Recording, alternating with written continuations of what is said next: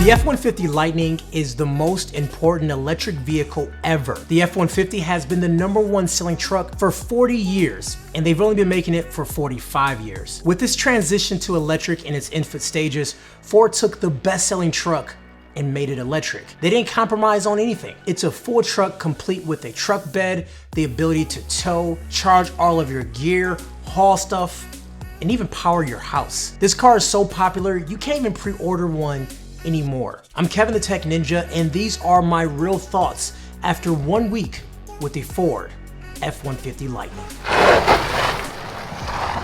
Full disclaimer, I'm a tech guy who has had the opportunity to check out a lot of EVs in the market, but I'm not a car reviewer. If you're looking for detailed car specs, I am not that guy.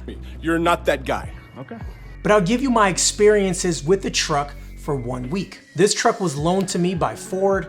It just starts under $40,000 for the Pro trim, but you can then upgrade it if you want for $53,000 for the XLT or $67,000 for the Lariat, and then of course $91,000 for the Platinum. The one in this video is the Pro trim, but it has a $10,000 battery upgrade and a few other things that brought the sticker up to $57,000. The standard range without the battery upgrade on this trim is only 230 miles of range. I think Ford has done an amazing job with the pricing, considering what you're seeing from GM and other manufacturers when it comes to their electric vehicles. I mean, it's really hard to buy something decent for under $50,000. The F-150 that I'm driving with the battery upgrade comes in at around 325 miles of range, but my day-to-day driving was around 280 miles with freeway and city driving. Also, it's been very hot, so I ran the AC pretty high, which does impact battery life. If you take a look at a graph that is built into the car, you can see that I lost 4% based on external temperature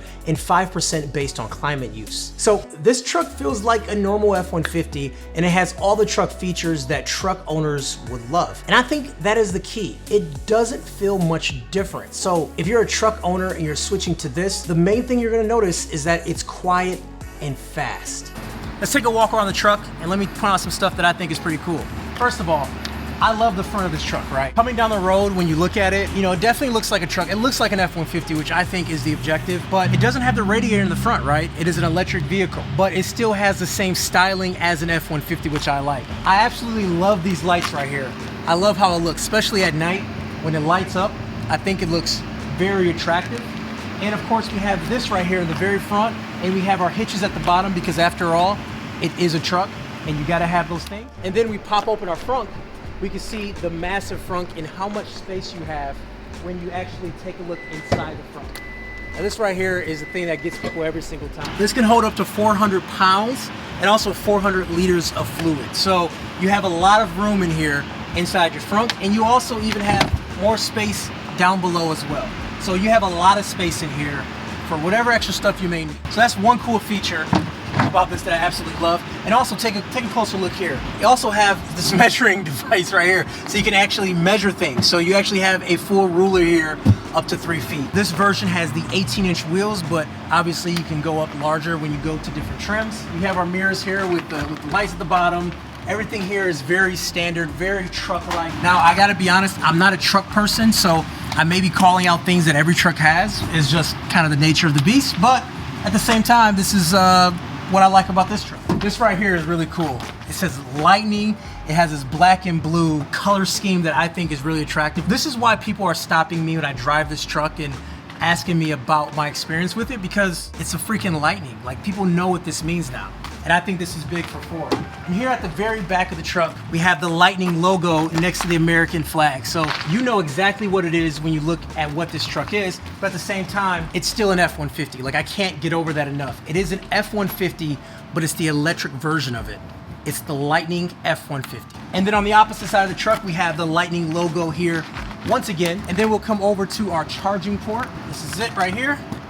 Our charging port, so we have access to the standard charging, and then if something has the 2-prong fast charger, we can actually access that from here as well. So we do have access to majority of the charging systems that are available. So if you go over the road and you see a charger, for the most part, this truck will then take those chargers. So we got to talk about the plugs right here. There's four additional plugs right here. We have USB and we also have USB-C. And inside the truck, we have more plugs too. And then let me show you the thing that people want to talk about. They talk about the F-150, how it can power up your whole house. I didn't have an opportunity to test it, powering up my whole house, but let me show you how this would happen. This right here, this will be what will go into your house if you have your house that is set to work with a generator, and this truck will actually become your generator. Beneath here we have 2 additional plugs and 2 more additional plugs here. So in total, we have 8 plugs, and then we also have USB, USB-C, and we have the output for a generator, which is absolutely insane to think about. So we gotta talk about this screen. Number one, I love how big the screen is. This screen is absolutely massive, and it just makes driving the car much more fun. And then we have our CarPlay, which is also Android Auto as well. And obviously, if you guys seen CarPlay before, it is very convenient to use, very easy to use. I absolutely love having CarPlay. And then CarPlay, you have your nav, you can connect to Siri, all that stuff through here. The car also has built-in nav too if you don't want to use CarPlay. You just press on the nav button right here and you have 3D maps, and it's like a nice nav system, but I definitely prefer to have CarPlay. CarPlay also is wireless too. You don't have to plug your phone into it, so you have wireless CarPlay, which is super nice. Okay, this right here is our dashboard, and what I like about the dashboard, it is customizable. So this is just like your standard settings, and you see your range left, your actual percentage for your battery, and then in here we could then change it. And this is kind of a more advanced screen where you have your regenerative braking, your brake coach, which tells you how well you're braking and talks about your range and all those things. You have that setting right in here. The screen I was just in was called the calm screen, which only shows you a couple of things, which is just, very basic. And then we have our driver assistance screen, which, lets you know that you're in the lane when you're driving correctly. Like you have these green lines when you're in the lane, and then it turns red when you're not in the lane. So that is driver assistance. And then we have configure my view. This allows you to configure your screen. This is how you customize your screen, and you can add different options and different settings right to your screen. So when you're driving, you want to know, very specific things. You customize that right here in this screen. So it does have a charger that is designed for your home, and it has different adapters on the back, so you can connect it to like a NEMA plug, or you can do a standard wall outlet. I have a NEMA 1350, and that is like an overnight charge. So you plug it in at night, and by the time you get up in the morning, you'll be at 100%.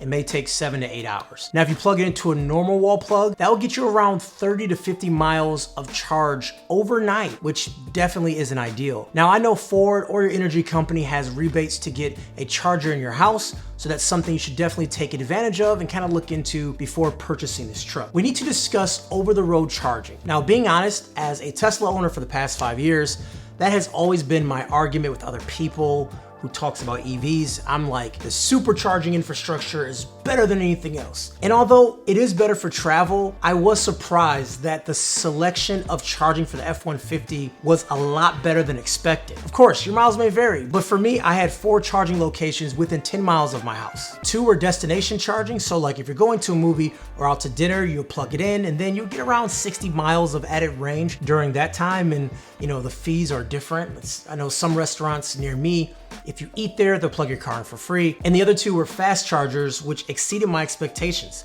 In 16 minutes, I gained 45% of battery life, which just cost me a little over $15. And 45% is roughly 130 miles depending on how you drive. Now those rates can change depending on location, but looking around the chargers in my area, that seemed to be kind of the standard rate for me. If you are worried about charging, you can look up the charging network on Ford's website, but there are a ton of different charging locations that I was very surprised at. I'm actually seeing that some dealerships will actually have charging as well, and this truck is compatible with the standard charging port, so you don't have to worry about carrying adapters around. And a lot of people love asking the question, like, what if you run out of battery? What are you gonna do? It's like, if you run out of gas, same thing, the car's not gonna work. I mean, the car does notify you when you're running low on battery, and typically you do charge up every night. So if you need to drive a lot, you just plug it in. I mean, it's sort of a lifestyle change.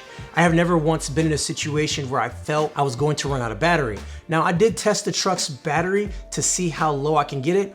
And at around 50 miles left of range, it does notify you that you're getting low, and it starts to starts to ping different charging locations on the head unit for you. So it would be really hard to run out of battery unless you're neglecting all the error messages and things like that that are popping up. Yeah, there's just a big difference. My time with the truck has been nothing short of incredible. The sheer power of the F-150 Lightning was something that made driving fun. Now, being in a truck, it gives the flexibility to haul things if need be, or put things on the truck bed, which is definitely nice. Now, I'm not a guy that will own a truck or has owned a truck, but man, I can definitely see the allure of having one. Although it's the Pro version, there are more premium versions available, but I feel like the Pro version was enough for me. At this starting point, I could see why this car has sold out. Now, pound for pound, this is the best electric truck around.